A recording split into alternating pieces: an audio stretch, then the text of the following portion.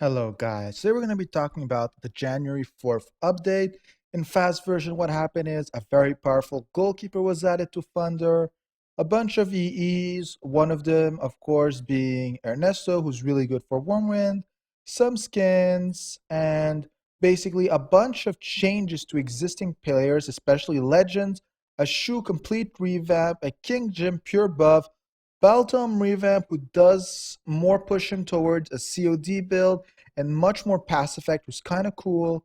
Celestia complete revamp, Angela nerf, Alice revamp. I don't consider it a nerf because depending on how you use her, it might actually end up being a buff, and I'll be explaining all of that. If there's any specific thing you want to know about and you want to skip the other parts, for example, you just want to see the Angela nerf part, just skip to where you see me looking at it on the video sub part and just skip to that. So let's get started. So the very first thing that was added to Thunder was a new goalkeeper. As a lot of us know, Thunder has a lot of issues with goalkeepers. They're not considered as strong as other ones. I personally do find them pretty resistant, but again, I'm like their Thunder, so if I'm usually beating them, this isn't the best of signs. So this new goalkeeper is kind of cool and has some really nice skills. First of all, she is in a way unique because she's the only 5-star goalkeeper with a forward pass. And by using this forward pass, she recovers the action bar, the life, and increases the reflex of the designated target. Now, this is extremely good in COD because half the time, for a lot of formation, you're forced to have a backline passer. And this is going to be able to remove entirely this player and just let it be the goalkeeper. I know that now we finally have helpers who can forward pass, but you could, for example, have multiple forward passes in a single game thanks to this, and not just every 15 minutes by using, for example, Phil, who, let's be honest, is the best one. Then the second passive is recovers 35% of the lost life and 20% of spirit of an ally within the position makes a pass. Now again, it's of the lost life and not just life, so it's not as strong as some people are going to say right away, but it is still very strong because it is when an ally makes a pass.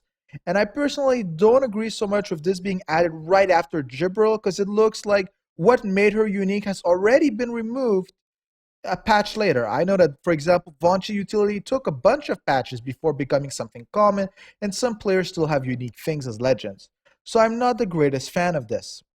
Passive 2, increase the effect of applied support passive skills by 35%. I've already seen also a bunch of people combining this with Jiho's Ace, who does seem very strong. This can also be very well maxed out in Thunder. The idea is whatever buff she gets, she's buffing them even more. A lot of people were able to show some really nice things they were able to do with her, but the problem with this is her low stats, but I'm going to go back to that at the end. And her third passive is decrease incoming damage by 35%, increase critical resistance by 35% when your life is 45% or higher, who's just a really nice touch and what most goalkeepers should have. With her pass healing, if her life is really low, it's usually still going to be able to go back above that 45%, but there's still in some chances that it might not. So how does she compare to Raclette, who's currently the best Thunder goalkeeper? Her skills do look more interesting, especially if you're going to put like a Duran or going to use all the global Thunder buffs, but her base stats are extremely low compared to Raclette's, and I've seen a lot of people do comparisons, and for the moment, it seems Raclette is still better in Mono Thunder, but in Rainbow, Glade has actually a lot of value.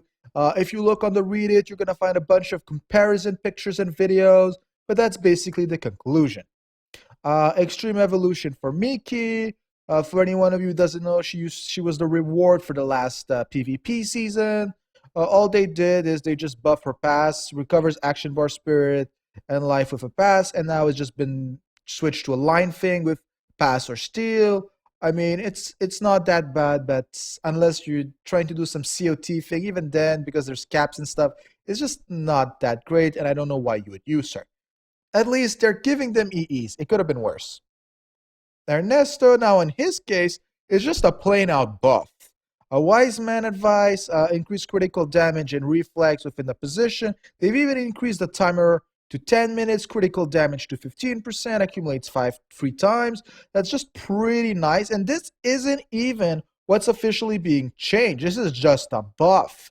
And then they decided to change Charging Roar, increase receiving pass effect and critical rate within the position, to pass effect 30%, critical rate 25, and action speed 25, was also a really nice buff, especially if you're trying to run a current line who, with his old skill, was less interesting. But with this, there might be some more synergy that you might be able to leverage.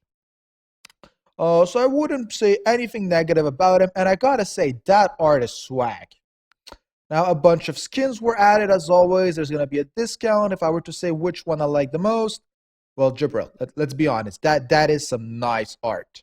But also the Magnus and Ivy are not bad. Elaine has too many skins, and I find her other ones are better than this. And I'm sorry, Vandy did something so bad to you. So basically, they're saying there's a pack, discounts, the usual. So let's talk about draws. On the draw level, what do we have? If you're Thunder or you're Rainbow and you really want the new goalkeeper, knowing with the new system, it's going to be even harder to get them, and you don't know when you're going to be able to do it, I would just say draw, draw, draw this weekend. Also, Mono Thunder, Askeladd, why not? And Presti. So again, for Rainbow, this is a great day to draw. If you're not Rainbow and you're not Thunder, this has honestly no value to you, and I wouldn't advise you to draw this week. The following week, we have Elaine, Haru, Jade Rasha, Sky, Verizor, Duran, Jibril.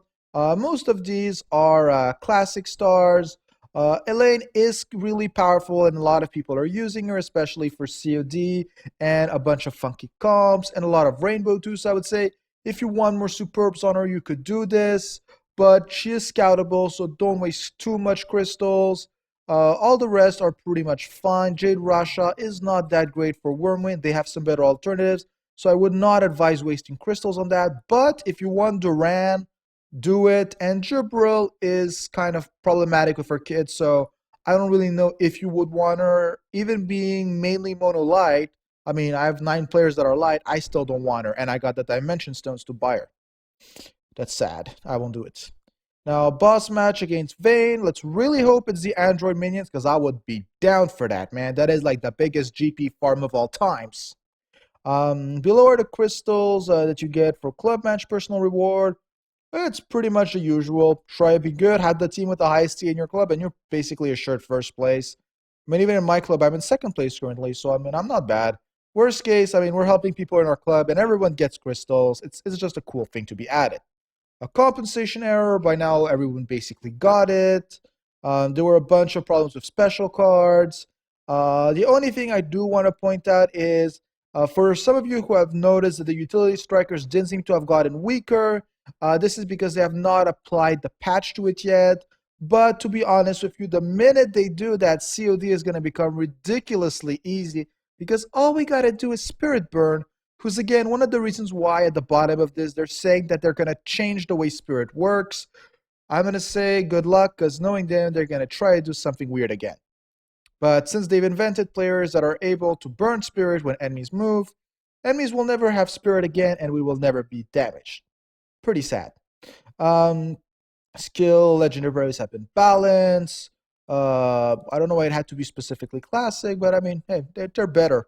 I use one of them. I'll talk about it when I get down to it. Now, let's talk about our friend Shu. Now, again, this is too complicated to explain while reading this, because it's basically a complete revamp. So I'm just going to cut the talk and just show you specifically what he does. So here is our good old friend Shu. So what exactly happened to him? They've basically buffed him in a very interesting way. What they've done is they changed his old active to a really nice thing. Increase attack power 35% and reflex 30%. This is really great because there's no cooldown, so you can use it for infinity style moves. On top of it, it stacks, and attack power and reflex are just great values to have. On top of this, there's Galaxy Star, increase action speed, critical rate, decrease the incoming damage. I mean, all of those are great things to have on an attacker, and the DR are just going to really help him because he used to have issues. And action speed will allow him to stack his following skills. Now, this is what I would like to consider the bread and bacon. Recover 10% action bar and 15% of the lost life, and 40% of the spirit with blah blah blah.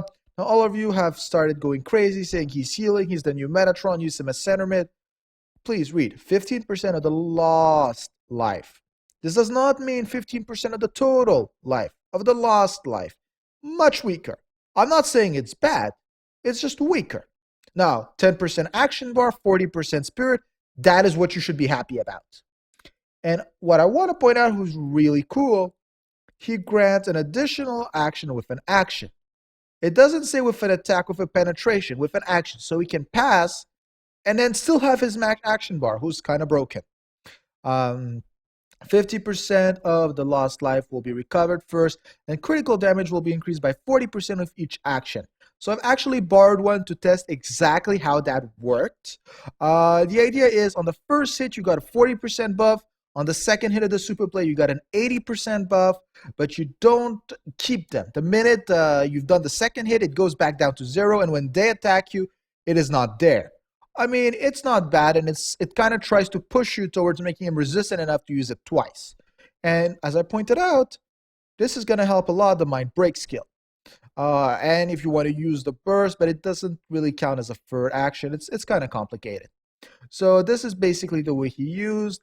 I've seen a lot of infinity uses between him and Golf. They're basically combining the fact that both of them have super play and both of them can revive the line. I honestly find it kind of disgusting, but they're pretty bad if you use them on the same line, so it's not that bad.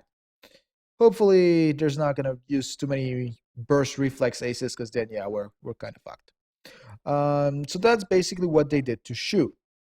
Now, I guess we can agree with that note. The next thing they did was buff King Jin. For this one, I do not actually need to go to the image just because it's very simple. They've basically increased his block by 30%, who's extremely nice. And Cry of Wilderness is going to replace by Ancient Wisdom. I mean, okay, increased recovery power and pass effect. It's not that great, but I guess it did give him a better block. And they're going to increase his defense. I don't know. I kind of like the fact that he had a line buff. I guess this basically is to really try to force people to use him as a goalkeeper. I don't know if we can truly consider this as a buff. I don't know. Cry Wilderness is still there, so it's not that bad. Then Balteon Dark. So again, I'm just gonna switch directly to it, and just so we all agree on the Jin facts. Because again, it's a little bit hard to get notes when they're changing skills in the orders. It's not always fully clear.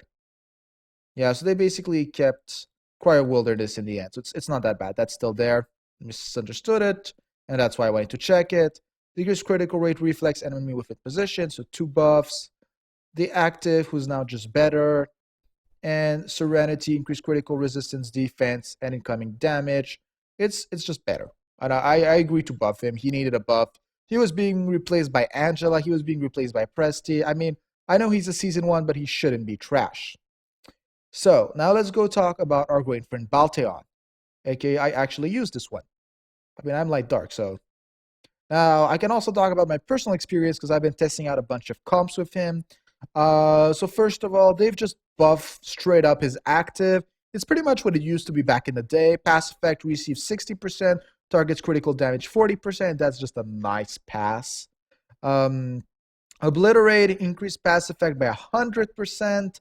I kind of like the skill that was there before, but 100% pass effect. Can we really complain? He is technically supposed to be a passer. I don't know. I kind of used him as a striker for a long time, but that was before a lot of things happened. So yeah. Increase attack power and critical rate within the position. So that's just nice. You know, you kind of needed a buff like that, and it helps more the position, helps more the striker than the old buff. So you know what? No problem. Let's keep this. And Guardian's Will, increase action speed, pass, and reflex. Well, this is basically what used to be more in his second passive. And all around, this just makes him better. Pass, speed, reflex. There's no big complaining. I mean, I do find he lost a little bit of crit, but he seemed to be still doing well. I changed his build, And I was able now to reach 4.3k, and I saw a friend reach 7.2k pass effect with him. So people, be scared if you see a Balteon on the other team. Again, you do need a few things to push them above a certain level, like Rashka's ace, and you can go higher, but after a certain point, it doesn't make that much sense. I was though able to reach 4k in PvP, so it's not that impossible either. Now, Celestia, she got revamped, there's an exploit, and a lot of people are complaining because they don't like Dark and they don't like Dark getting better. Now, I personally agree that Dark did need some revamp, and Celestia, being considered trash compared to Alice, has finally been buffed. So let's just do this on the phone. Up, Ultimate Evolution. As always, she has some very nice stats. And skill-wise, basically her active, who I gotta admit, is beautiful. Especially since the first part of the skill activates even at level 1, meaning it's the thing you don't even need to care that much if it's not maxed out. Paralyzes the enemy team and decreases their reflex by 30% for 3 minutes. Do I hear Curran being happy that he just read that? Because I feel this is basically the ace he dreamed about. You can basically use that, go to him and let him shoot, meaning no one's ever moved in basically 5 minutes. So basically for Rainbow, this is completely OP, and for other versions, there's even a reflex down in it, and in 3 minutes in endgame, a lot can happen, and if they can't move, this is just great. Then they've added Dark Rose Garden, who I find is really great if you want to use this for COT and finally beat certain stages who are really annoying. When becoming unable to move, deal 20% of the remaining life as damage. Remaining, so it's not that powerful, but if you arrange yourself to do a form of suicide comp with her, you can bring it down quite fast. Decrease the action bar of the enemy team and spirit by 15 and 30% respectively. This is just really nice overall, especially that action bar and spirit, meaning if you got her mid or she dies, it just helps your team get back out there. And on COD, this is epic. COT also. COT, you're looking at the deal 20% because sometimes you got some conditions that just make it ridiculously hard to strike. And all those anti-active shoot rules are really annoying. Then we have Dark Eden. Decreased critical resistance and critical rate of enemy team. It accumulates only 2 times, but critical resistance 30 times, again in PvE, is insanely powerful. Reducing critical rate, also really good. For a PvE, this has huge implications. And in PvP, if you're using critical resistance as something important, especially the Silk lines, the lines that use BT, the lines that use Presti, this could be something extremely powerful too. So again, this is a great totem, and the only way it's removed is if the player is skilled. So as long as you don't kill the strikers in manual and you're shooting at the goalkeepers, it's just nice. And then you have March of Death, decrease the max life by 20% and the reflex by 20% of the enemy team. This is just, again, an insane global totem. In PvE, it's just going to really give you that reflex edge. You need to out-reflex everything.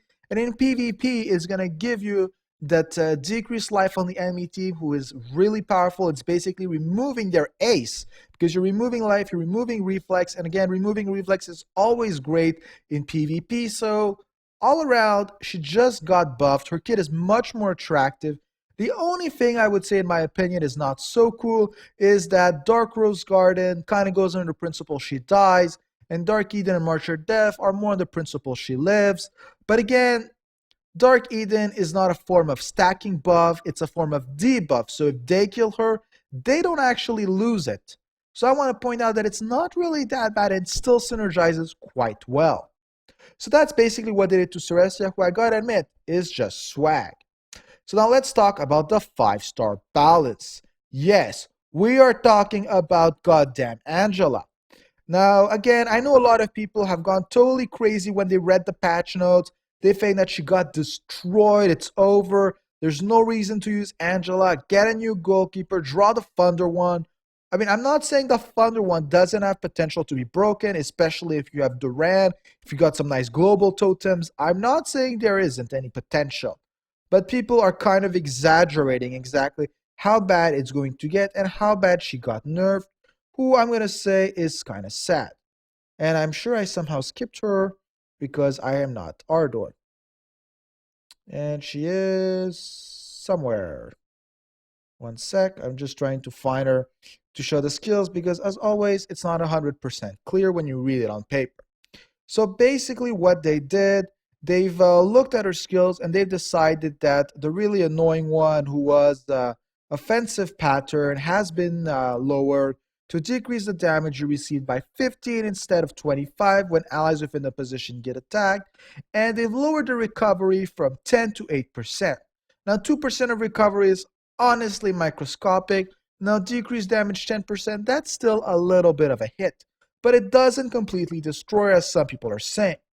Now, if we look at visualizing defense, what they've done is they've increased critical resistance by 40% and critical damage resistance. So they've increased the critical damage resistance by 10%, who nowadays critical rate is easier to get. So I'm going to say it isn't really that big of a nerf, but losing penetration, especially with the Burst Ace and the Ardor and Thunder Aces having 48% penetration built in, she's just going to feel it. And especially now that the Thunder goalkeeper is going to be able to have better penetration resistance with a Duran online, it does remove her place in center stage as the strongest penetration resistant goalkeeper, who was extremely powerful in the old meta. So, do I think that she's now trash chair like some people are talking about and that you need to change right away? Well, first of all, if you are Mono Ardor, she's clearly the best goalkeeper, and you shouldn't even be talking about switching. Now, again, you need to add BB is trying to push us towards having mono-ish teams. They don't like that we're abusing the rainbow stuff and abusing OP units, because the amount of Angelas in PvP and endgame was just ridiculous. But I don't want to say that she got destroyed. I feel more that she got balanced because her condition shield, when you look at it, is still there. Decrease inflicted damage by 40% when your life is above 80. It just means you're going to need to work a little bit harder on the stone subs and a bit on the line buffs to be able to counter that. But it's not as if she got completely destroyed like some people are saying. So I just wanted to point that out. And again, everything is still pretty decent. It isn't a bad goalkeeper. She just isn't broken anymore. It's the same as if they decided to remove Elaine's active, or they were to reduce all of her movement skills or that reflex thing. If they were to reduce those, a lot of people would move out of Elaine, but it doesn't mean that she would be weak. The same thing that happened with Milky Way. Now, for Alice, now, this is a little bit more technical because they've kind of killed the super totem Alice that you would use for COT or you would use in backline to just do some completely OP stuff. But instead, they've actually tried to create an Alice that is a little bit more balanced and in a way is finally able to fight in midline. Something that she just wasn't able to do because she was just too weak and all you were working on was making her resistant. So her active decreased action speed and reflex of an enemy player within the position. It's still the same. A creepy puppet act decreased the critical rate and reflex of enemy team by 15% for 45 minutes 3 times is still there. So she's still very powerful. Black Swamp to decrease the max life by 25 and the action speed by 25. I mean, that's still good. The old one used to be a little bit more powerful, but this isn't that big of a deal. And what they did change, who used to be really strong, was a decreased crit rate and action speed of the enemies within the position. And instead, they've decided to increase action speed and decrease incoming damage only to her. Now, a lot of people are hating on this. I want to say, for backline, honestly, this has weakened her. But now using her in midline, she has more action speed and she has more DR, who now finally makes her tanky enough to stay long enough for some decent wars. So I want to say it is a double-edged blade. If you were using her midline, she is now more powerful. If you were using her front line, she is more powerful. But if you were using her backline, she is now weaker. So depending on where you were placing her, this will affect you more or less. But I do want to say it does feel a little bit like a nerf. And this is what they're clearly aiming for, but Puppeteer's cunning is still pretty damn decent, so I don't think we should be complaining. Now, one thing I do want to note is at the very end of the patch, they're saying, We are aware of issues with the spirit recovering and decreasing skill that some players feature. This skill will be our next focus. Now, I know that they already did this to healers, and I want them to be careful to what they do, because if they decide to, for example, touch Virgil and Miho spirit, they're basically going to be forcing all the players to switch to Golf, because in his case, it doesn't matter if he has any spirit. And a lot of players who highly rely on spirit are going to be forced to switch towards an identical meta. But the healer is the biggest problem. So I hope they're not going to mess up too much. But just keep up and look at what's exactly happening with spirit, and we'll see exactly what they're doing. A bunch of errors have been noticed since the patch. One of them being that Balteon's line buff crit rate and attack power was not affecting him. There were a bunch of other issues with co-op defense activating more than it should. Hopefully all of this will be fixed by the next patch, but I just did a PvE match in COD where there was co-op defense that activated 18 times in a row, so unless someone wants to tell me that it's a 100% chance, there is a little problem. Have a good day, guys, and as always, leave a comment in the description. I'll be posting more videos today or tomorrow. See ya!